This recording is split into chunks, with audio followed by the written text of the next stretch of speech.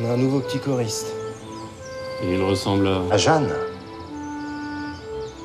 Non.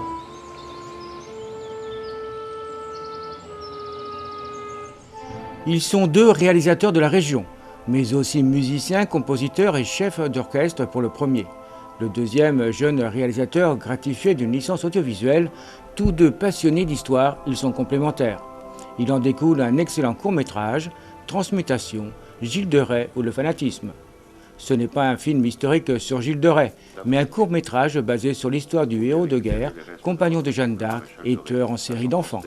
Attendu que selon la rumeur publique, puis l'enquête secrète menée par le seigneur évêque de Nantes, mais aussi...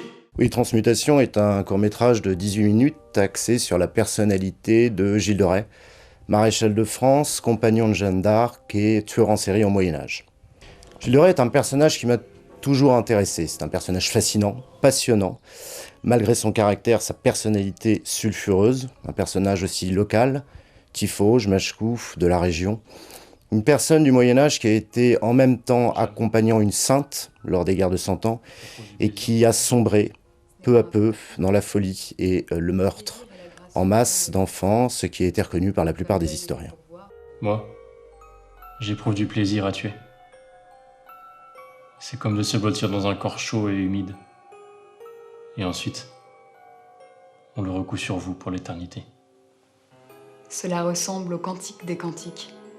Comme on le voit un petit peu dans le film, c'est de sa faute ou pas de sa faute? C'est assez complexe, c'est ce qu'on essaye de comprendre en fait, au niveau de la psychologie du personnage, en s'appuyant notamment sur deux ouvrages. Le premier, celui d'Eugène Bossart, extrêmement détaillé au XIXe siècle, et un ouvrage, celui de Michel Tournier, Gilles et Jeanne, qui est plus romancé, philosophique et symbolique sur l'alchimie, car à partir de 1431 et la mort de Jeanne, effectivement, Gilles de Rais va sombrer dans la folie peu à peu, et l'alchimie. Il va s'intéresser à la science, aux sciences occultes, et peu à peu, effectivement, on va le retrouver s'entourant de prêtres et de personnes un peu spéciales.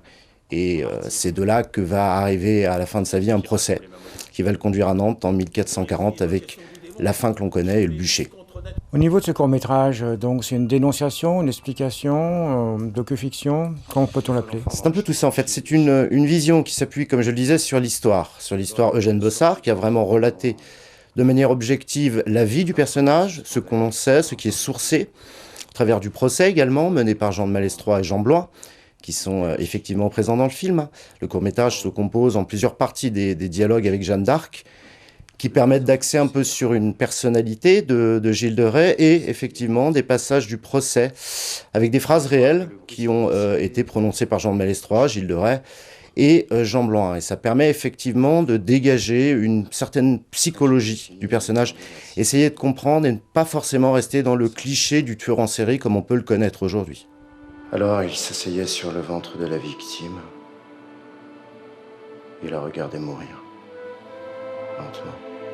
Les deux réalisateurs sont accompagnés par des acteurs de qualité du vignoble nantais, une première pour l'équipe. On est parti sur ce projet très intéressant, une première effectivement, avec des objectifs qui étaient vraiment basés sur la colorimétrie, c'est-à-dire la couleur, quelque chose de très sombre, qui reflète un peu le personnage, et des couleurs assez vives, le rouge, le noir, qui correspondent aussi aux couleurs de l'alchimie pour rester dans le ton du personnage et de la psychologie de Gilles de Rais.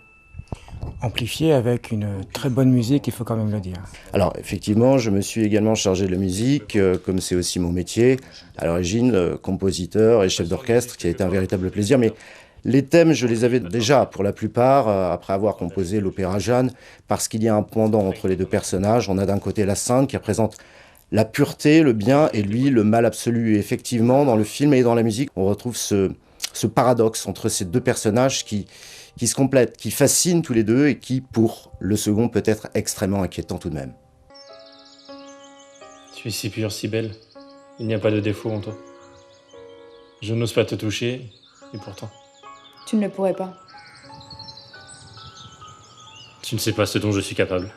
Gestion de l'image et du son, un challenge et une réussite pour le jeune réalisateur. On était dans des lieux de tournage assez confinés. On voit l'église qui était le lieu du procès, donc qui était plutôt plutôt petit. Le château, c'était des pièces voilà, qui n'étaient pas très grandes non plus, ce qui fait que l'équipe sur place n'était pas forcément très grande non plus.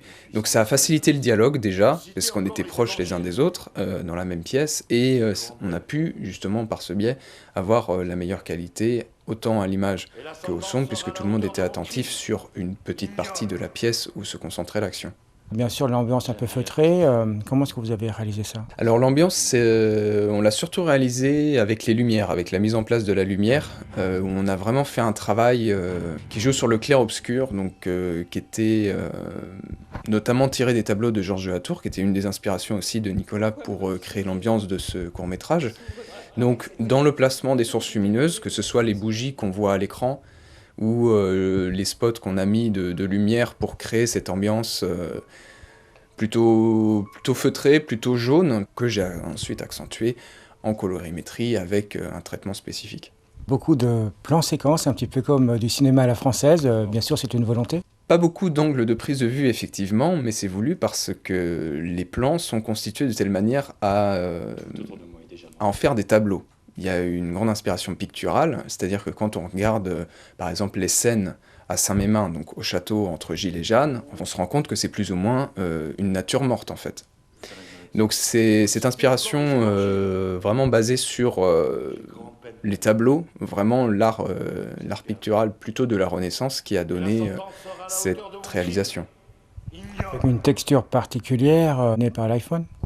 Alors voilà, le challenge du court-métrage était aussi de tout filmer à l'iPhone. Alors c'est une décision que j'ai prise parce que je trouvais ça intéressant de me poser des limites. Parce que avec l'iPhone, on n'a pas la même manière de concevoir et de réfléchir à nos plans, à comment on place les personnages, qu'avec une caméra qui peut avoir plusieurs objectifs et qui a aussi plusieurs autres paramètres. Effectivement, il y a une texture qui n'est pas la même que celle qu'on voit habituellement au cinéma. Et le format aussi d'image, j'ai pas pensé par hasard, puisque j'ai aussi pris le parti de filmer avec un format qui s'adapte le plus possible aux écrans sans bord qu'on a tous aujourd'hui.